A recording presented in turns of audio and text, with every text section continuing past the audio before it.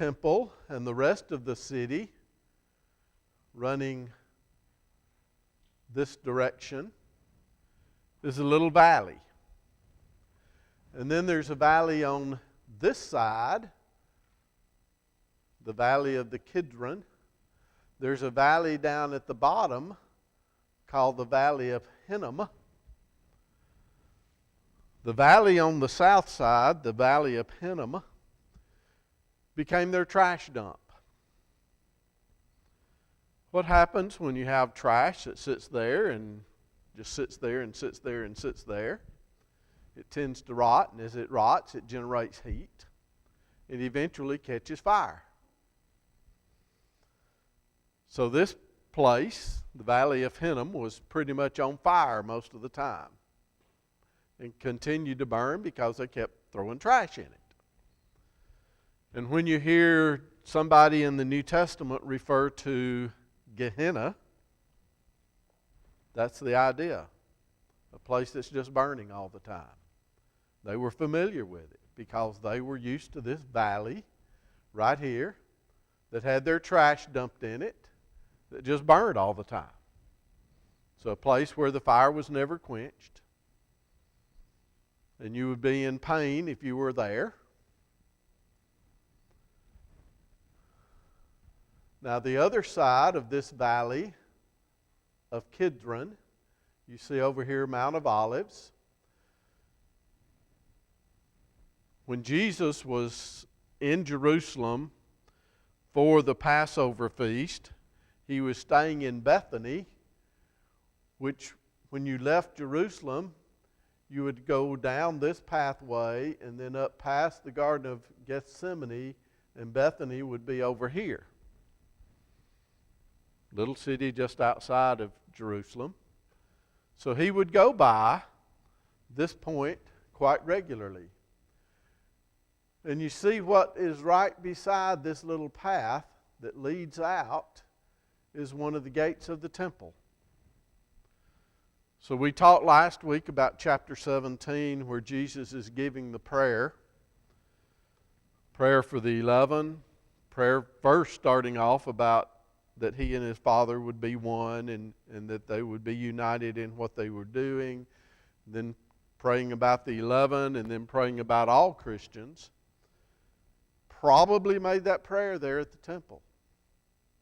That's where he would be as he left the city of Jerusalem to go toward the Mount of Olives or toward the Garden of Gethsemane, which was just a part there of the Mount of Olives.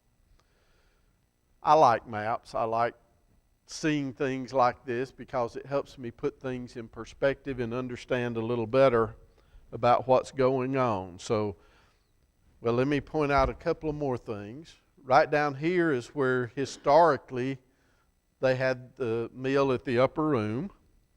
And then as we get into chapter 18 and 19, we'll start talking about the trial before Annas, before Caiaphas, before Pilate.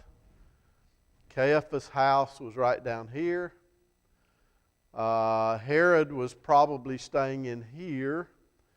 Pilate was probably staying up here in the fortress of Antonius. So a lot of the trials, all that sort of stuff taking place in that area as we look through all those things today and start studying those. So chapter 18, when Jesus had spoken these words, Andrew, you can take the slide off now. Thank you. Went forth with his disciples over the ravine of the Kidron, where there was a garden in which he entered with his disciples.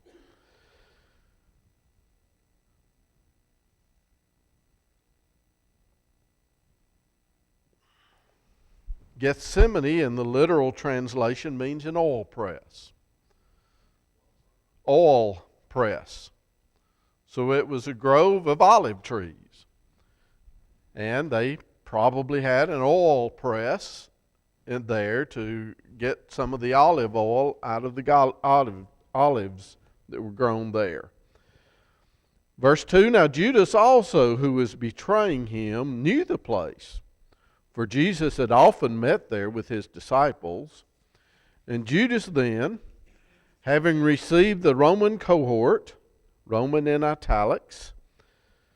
What does that mean when you see something in your Bible printed in italics? It means the editors inserted that word there to make it easier for you to understand what was being said. So, had we not had that word Roman, Judas then, having received the cohort, well, what's a cohort? A cohort is a military band. Could be as few as 200 soldiers, could be as many as 600 or 1,000, or, it's a military band. But it was known as such because the Romans did it. So the editors there inserted the word Roman for us to understand this was a group of Roman soldiers. So Judas then, having received the Roman cohort and officers from the chief priest and the Pharisees, so there's 3 different groups of people there with Judas: the Roman soldiers, the officers, or some of the translators or some of the commentators will call them temple policemen, temple guards, officers from the chief priest, and the Pharisees. Who's missing from that list? What Jewish sect is not there? The Sadducees. Well, they are there, because the Sadducees ran the Sanhedrin, because the chief priest, the high priest, was a Sadducee. So this group, officers from the chief priest, would be Sadducees. So we have Roman soldiers, we have a group of Sadducees, we have a group of Pharisees. And by the way, this is the last time in the book of John we see that word Pharisee. So these groups, the 2 main groups of the Jews and the Romans, came bringing lanterns, torches, and weapons. So Jesus, knowing all the things that were coming upon him, went forth and said to them, "Whom do you seek?" They answered him, "Jesus the Nazarene." Some of the translations will say Nazarite. Same idea. Of someone who grew up in Nazareth. Jesus of Nazareth is what some of the translation will say. Nazarite is a totally different idea. I apologize for that. He said to them, "I am he." He, once again, in italics. Jesus said to them, "I am." What does that remind you of? Should remind us of when God appeared to Moses and said, "I want you to go to Pharaoh and tell him to let my people go." And Moses had a lot of problems with that.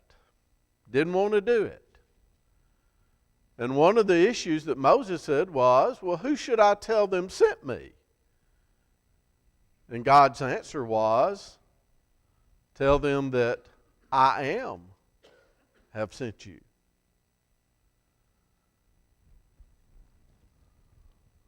We also have earlier in John chapter 8 and verse 58 where Jesus says, "Before Abraham was, I am." So they come. Jesus says, "Whom do you seek?" They say, "Jesus the Nazarene," and he says, "I am." That's me.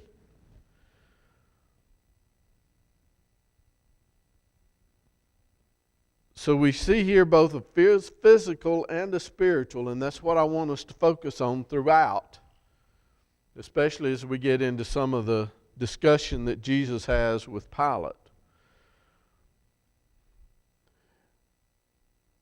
Verse 7, verse 6, the last part, Jesus said, and when he said to them, "I am," they drew back and fell to the ground.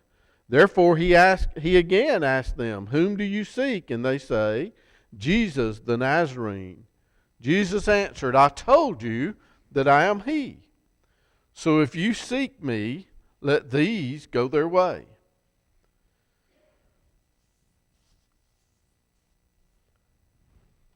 And verse 9, John gives us the reason that he said that. To fulfill the word which he spoke, of those whom you have given me, I lost not one.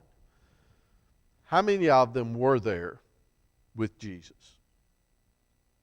We've been talking about this for a few weeks now. There's only 11 of them there now. And of the 11, when Jesus, John doesn't give us this information, some of the other Gospels do. When they went into the garden, he carried Peter, James, and John a little further into the garden, and then he went and prayed 3 times. Came back and talked, Peter, James, and John were asleep. But after that, comes back and they go to meet, apparently leaving the Garden of Gethsemane, go to meet this group that's coming to arrest him. And he says, I've identified myself, you're coming for me, so let these others go. Yes, Leroy.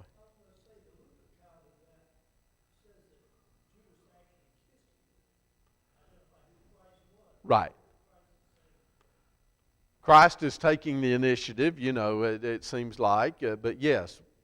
And I'm not going to try to bring all the Gospels in together and draw a timeline of everything. We're going to be pushed to make it done through the end of John by the end of the quarter, especially since we're not having this class on the last Sunday of the quarter. But yes, there's a lot of information in a lot of the other Gospels that are not included in John's, and then there's a lot of things unique to John. This description that Jesus seems to force himself upon them, I'm going to be front and center here, and you let these others go. The idea that John was also following, we understand Peter followed from some of the other Gospels, but the idea that John was also following, we only find in John's Gospel. So, if you seek me, let these go their way. And this is the first of 2 prophecies. We'll see in verse 32 a second prophecy that Jesus was signifying by what kind of death he was about to die. So Simon Peter then, having a sword, drew it and struck the high priest's slave and cut off his right ear, and the slave's name was Malchus.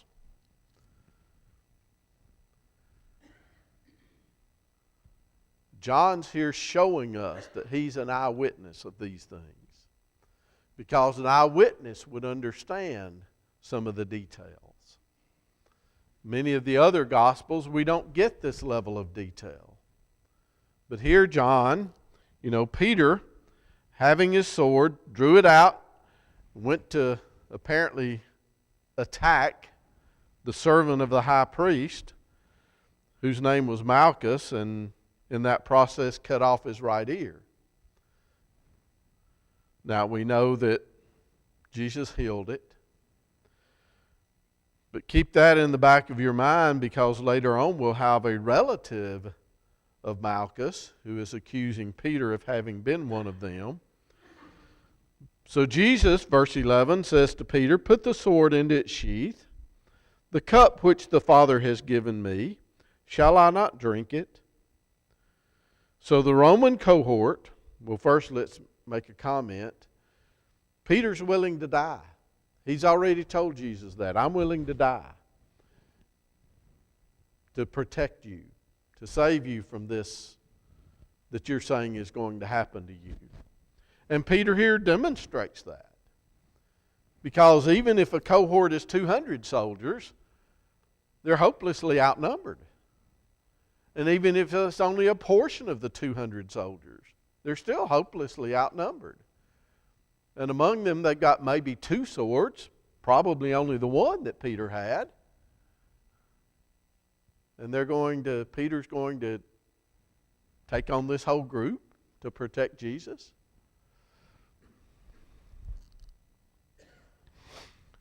Verse 12, so the Roman cohort and the commander and the officers of the Jews arrested Jesus and bound him, and led him to Annas first, for he was the father-in-law of Caiaphas, who was high priest that year. How long did a priest serve? A Levitical priest would serve from age 25 to age 50. Now, a high priest would serve until death.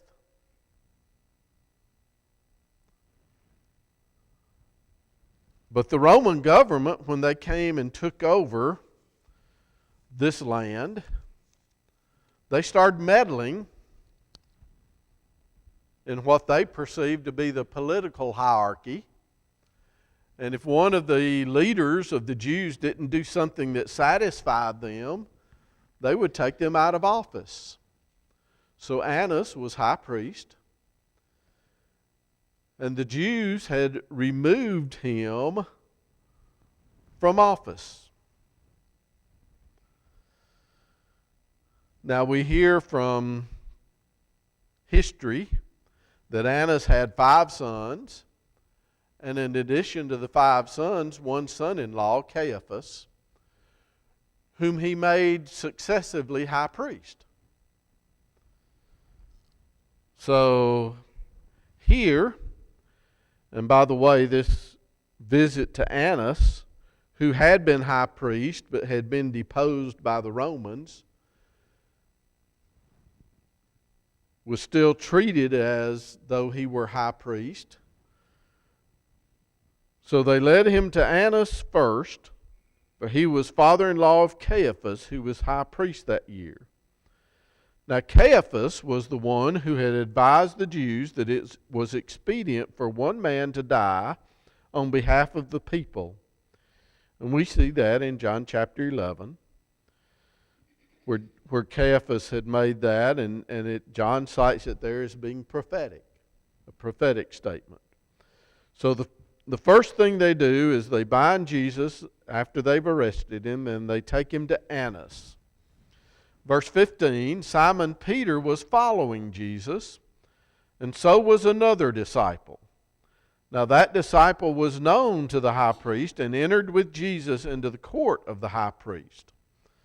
So apparently John, and you'll hear all kinds of discussion about who the other disciple was, but I believe it was John.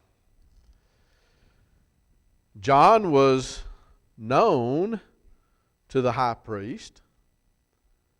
Whether it's Annas or Caiaphas, we're not told. It may have been both. Was known by them and was allowed to enter into the court of the high priest. But Peter, verse 16, was standing at the door outside. So the other disciple, who was known to the high priest, went out and spoke to the doorkeeper and brought Peter in. Then the slave girl who kept the door said to Peter, "You're not also one of this man's disciples, are you?" He said, "I am not." Now, I find it interesting, the phraseology, and we'll see that phraseology again. You're not also. If John was known to the high priest, did they know that John was one of Christ's disciples, one of his apostles? Probably so. So the girl who let John in, when John goes and speaks to her and lets Peter in, the statement she makes is, "You're not also one." Well, she knew John was one, apparently. So, Peter, are you also one? I find no commentator who comments on that phrase. I just find it interesting. That's the way I interpret it. You're not also one of this man's disciples, are you? And he said, I am not. So this is the first of his denials. Now the slaves and the officers were standing there, having made a charcoal fire, for it was cold and they were warming themselves. And Peter was also with them, standing and warming himself. Now I told you earlier, Jerusalem, if I'm remembering correctly, was about 2,400 feet of elevation above sea level. By the way, the Dead Sea, which is where the brooks that we talked about earlier, Kidron and Hinnom and all those flow to, is about 1,400 feet below sea level. So there's a lot of elevation change as you're going down the mountains there toward the Jordan River and down to the Dead Sea. So at 2,800 or 2,500, 2,400 feet of elevation, at this point of time of the year, early spring, it's cold. When did they come to arrest Jesus? We didn't talk about it earlier, but it was probably about 3 o'clock in the morning. And between 3 o'clock in the morning and 6 or 7 o'clock in the morning is when these events are happening. So at 4 or 5 o'clock in the morning, without a sun, at high elevation, in the mountains, in the springtime, early springtime, it's cold. Yeah. And at 2,400 feet, it would be about 10 degrees cooler than it would be at sea level. So it's cold. So they built a fire. And note once again, John's eyewitness, it's a charcoal fire. And Peter was standing with them, standing and warming himself. And the high priest then questioned Jesus about his disciples and about his teaching. And Jesus answered him, I have spoken openly to the world. I always taught in synagogues and in the temple, where all the Jews come together, and I spoke nothing in secret. Why do you question me? Question those who have heard what I spoke to them. They know what I said. Now, the high priest asked two questions, or asked questions about two topics, about his disciples and about his teaching. Which one did Jesus answer? About his teaching. Once again, seemingly to protect the 11.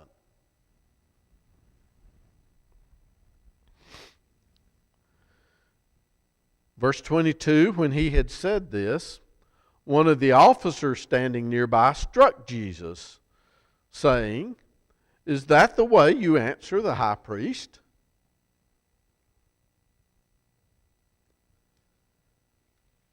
Reminds us of an event where Paul was before the Sanhedrin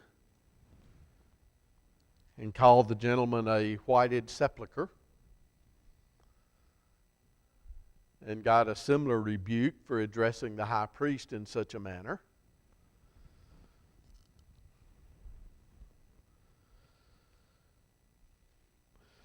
So, after that statement, after him striking Jesus and saying, Is that the way you answer the high priest? Jesus answered him, If I have spoken wrongly, testify of the wrong, but if rightly, why do you strike me? So Annas sent him bound to Caiaphas, the high priest.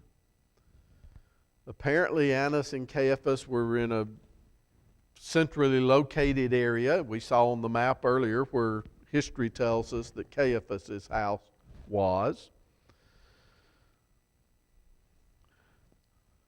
And then in the middle of this process, we get a little more information about what's happening with Peter.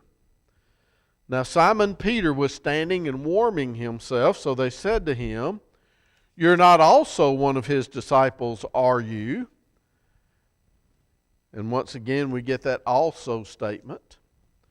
You're not also one of his disciples, are you? And he denied it and said, I am not. One of the slaves of the high priest, being a relative of the one whose ear Peter cut off, said, Did I not see you in the garden with him? Wait a minute, I recognize you. I was in that group that went to arrest him. And you pulled your sword out and cut off my cousin's ear. I know you were there. Peter then denied it again, and immediately a rooster crowed.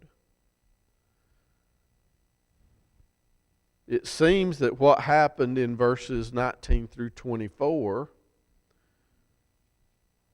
were coinciding with what's happening here in verses 25 through 27. Peter's out by the fire denying Jesus, and Jesus is there in Annas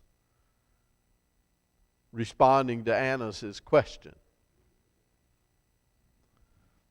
Now, John doesn't tell us about the look.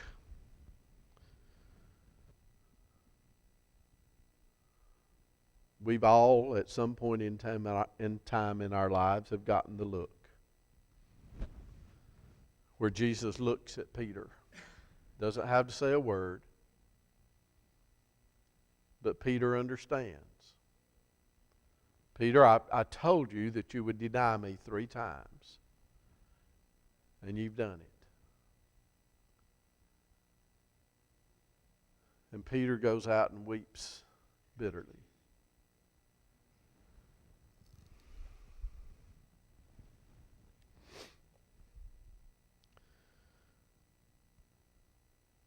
I won't get into a lot of discussion about how many times the rooster crowed. The rooster would crow generally around midnight and also about 3 o'clock in the morning. This one, when they reference only one crowing of the rooster, would be the latter one, the 3 o'clock in the morning. So giving you once again a timeline or a point in time to think about as all these events are happening. Then they led Jesus from Caiaphas into the praetorium. Now, we didn't talk about the praetorium earlier on the map, but it was just north of where Caiaphas' house was, identified on that map. Well, it's still up there. That point right in there would be the praetorium. This point up here, we talked about the fortress of Antonia. So that's where that's where the Roman soldiers would be. And if you think once again to Paul, where there was a riot going on around the temple area, and they took Paul and carried him into the fortress. That's what happened. They're right next to each other. A series of steps going from one to the other. So Jesus now is led from Caiaphas into the praetorium. And it was early. We talked about the rooster would crow at 3 in the morning. And they themselves, the Jews, did not enter into the praetorium so that they would not be defiled but might eat the Passover. A Jew believed that if he went into a Gentile's house, he would be defiled. So the praetorium, being a Roman area, a non-Jewish area,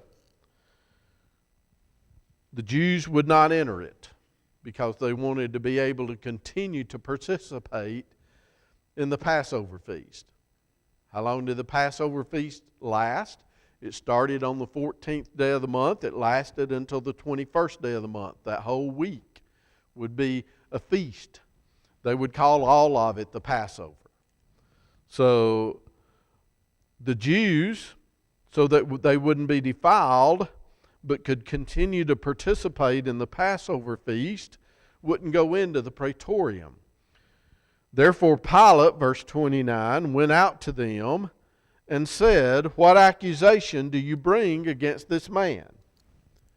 And what we'll see here between this part, chapter 18 and verse 28, till chapter 9 and verse 16, is Pilate going out, going in, going out, going in, going out, going in, just back and forth. Pilate is moving back and forth to talk to the Jews and to talk to Jesus. To talk to the Jews and to talk to Jesus. To talk to the Jews and to talk to Jesus. So they led Jesus from Caiaphas into the praetorium. Pilate went out to them and said, "What accusation do you bring against this man?" Now, John doesn't tell us. Some of the other gospel writers do in between this process. Jesus has been before the Sanhedrin. And the Sanhedrin, who is the Sanhedrin? Let's get that point clarified. Sanhedrin is, in essence, the highest court of the Jewish people, chaired by the high priest, but it's containing the priestly people. And they're making a decision. They're rendering a judgment that Jesus is worthy of death. They've already done that. But the Jews cannot carry out capital punishment without approval of the Romans. The Romans wouldn't allow any of the conquered nations to carry out capital punishment without their approval. Just part of the way they ruled. They maintained control by reserving capital punishment to themselves. So the Jews have rendered a judgment against Jesus that he's worthy of death. The Sanhedrin did that. So now they carry Jesus to Pilate, and Pilate, as the Roman official, has to sanction that punishment for them to enable them to impose it. So Pilate comes out to them and says, "What accusation do you bring against him? Tell me the grounds on which you're accusing him of being worthy of death." And they answered and said to him, "If this man were not an evildoer, we would not have delivered him to you." Does that sound like an answer? No. They didn't tell him what grounds they had to accuse Jesus, to render a judgment of death against him. They simply said, "Well, if he weren't guilty, we wouldn't have brought him to you." So Pilate said to them, verse 31, "Take him yourselves and judge him according to your law." Okay, if you haven't rendered a judgment, you go render a judgment and you bring him back to me.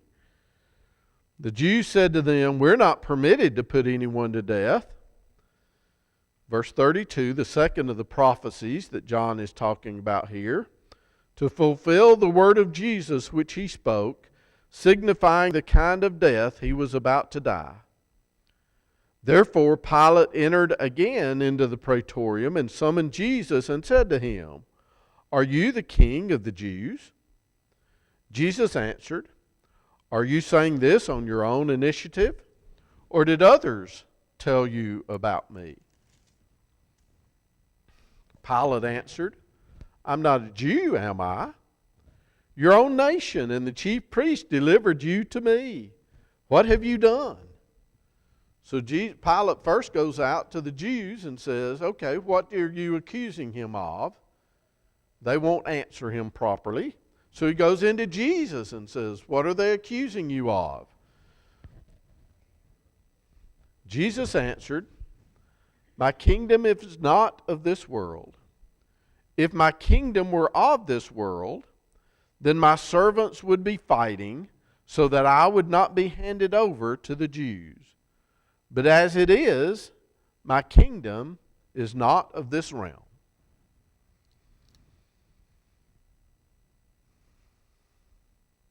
We've talked for weeks now about the spiritual versus the physical. To the Jews who were looking for a Messiah who had been promised by God, their focus was on the physical. The Messiah was going to come, was going to sit on David's literal throne in Jerusalem,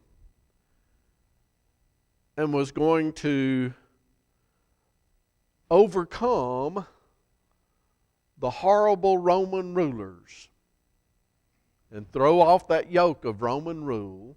So they could have horrible Jewish. And the Jews were once again going to be the leading nation in the world. When did that happen? When were the Jews the leading nation in the world? Under the reign of Solomon. David conquered most of the known world at that point in time. And Solomon ruled over basically the entire world. And that's what the Jews wanted. That's what they thought God was promising them, the physical. And what's Jesus answered? My kingdom is not of this world. If my kingdom were of this world, then my servants would be fighting. Instead, when Peter tried to fight, what did Jesus say? Put up your sword, Peter. Now, I didn't say it earlier, but I want you to remember the voluntary nature with which Jesus approached the crowd as they came to arrest him. The voluntary nature by which he said, I'm the one.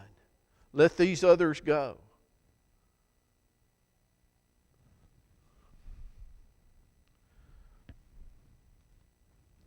Verse 37, therefore Pilate said to him, so you are a king? Jesus answered, you say that I am a king. And in italics, we once again have a word, correctly. You say correctly that I am a king. For this I have been born, and for this I have come into the world to testify to the truth. Everyone who is of the truth hears my voice. And Pilate said to him, what is truth? And when he had said this, he went out again to the Jews. So he'd been out to the Jews. What do you accuse him of? He goes into Jesus saying, why did they bring you here? What's the accusation? Are you king of the Jews?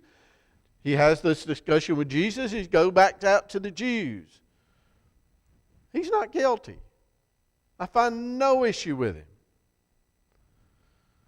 But you have a custom that I released someone for you at the Passover. Do you wish that I release to you the King of the Jews? Jesus. And they cried out again, saying, not this man, but Barabbas. Now Barabbas was a robber. We'll finish the trial before Pilate next week and get on into the crucifixion. But I want us to focus again on this physical versus spiritual. Jesus was here for a totally different purpose. Who's the ruler of the world? We've talked about it in here a couple of times. Satan. Satan is ruler of this world. What did Satan think he was accomplishing when he had Jesus arrested and about to have him killed? He's thinking he's won. How does Satan do things like that? How does Satan get to us? In Genesis chapter 3, what did Satan do? Yes, he appealed to those, the lust of the flesh, the lust of the eye, the pride of life that Peter tells us about. But he also was an outright liar. Just tells mistruths. And he did the same thing here. Take somebody's words and just totally twist them to make them say something different. So when we're dealing with Satan, and yes, we're dealing with Satan, we're living in a physical world, but we're living a spiritual life in a physical world. And Satan is going to try to do the very same thing to us that he did to Adam, that he did to Eve, that he did for Jesus. You know, let's take his words and twist them and make them say something different. Except that this time, when God allowed him to touch Jesus, like God allowed him to touch Job, God did not put the restriction on Satan that he could not kill him. He put that restriction on him with Job, but with Jesus he didn't. Because God understood that Satan thought that if he killed Jesus, he won. I've taken God and I've killed him. And yet it was part of God's plan that Jesus die. Because that innocent blood that would be shed would be used by God to cover our sins. All right. Second bell is about to ring. Let's close with a prayer. Dear Heavenly Father, we come before you now with a heavy heart, Father, as we look at the things, the events that were transpiring in Jesus' life as he was about to be crucified. Father, help us reflect on that and help us to understand that it was for each one of us, for me individually, Father, that he had to go to the cross, so that his innocent blood could be used to cover my sins, and so that I could then be reconciled to you and once again become one of your children. Father, help us as we worship together this morning that we would reflect upon that, especially, Father, as we partake of that memorial supper to commemorate his death. Father, be with us today as we hopefully will have many friends and family visiting with us, and help us to take every opportunity we can to spread your gospel throughout our community. These things we ask through your Son's name. Amen.